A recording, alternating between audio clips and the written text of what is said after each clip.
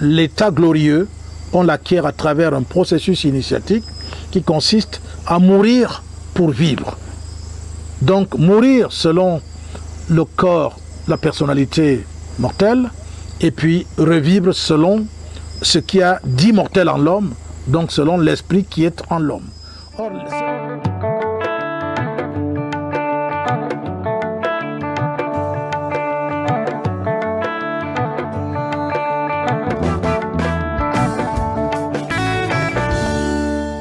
eh bien, le défunt, bon, c'est celui qui est mort, c'est celui qui est décédé, qui a perdu son corps physique et qui est rentré dans les domaines invisibles avec son corps astral et son pouvoir du penser.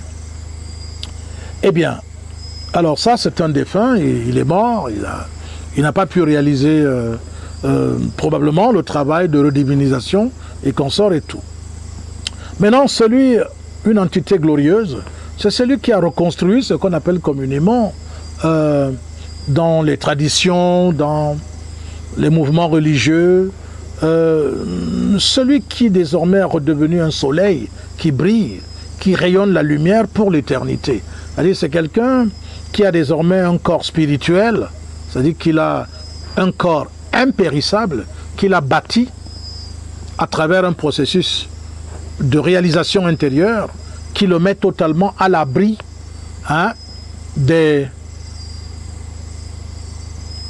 si vous voulez, du vampirisme qui est organisé par les entités qui sont dans l'au-delà.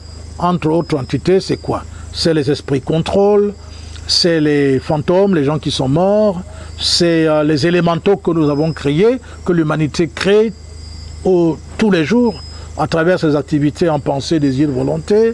Toutes ces entités, tous ces démons, eh c'est tout cela qui, effectivement, fait en sorte que vous puissiez ne plus pouvoir retrouver la route qui mène à la redivinisation.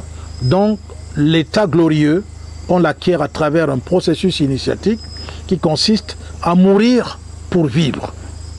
Donc, mourir selon le corps, la personnalité mortelle, et puis revivre selon ce qui a d'immortel en l'homme, donc selon l'esprit qui est en l'homme.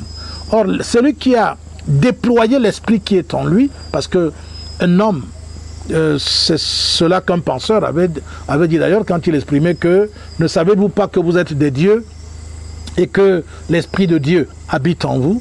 Si l'esprit de Dieu qui habite en vous se déploie et se met à rayonner, automatiquement, il va vous transformer et vous ne mourrez plus. Donc vous n'aurez plus besoin d'être en contact ou de vous soumettre à d'autres esprits qui sont dans les domaines invisibles, des morts qui sont dans l'invisible, parce que vous rayonnez par vous-même toute l'énergie suffisante et à profusion pour que vous puissiez plutôt apporter la consolation à toute l'humanité.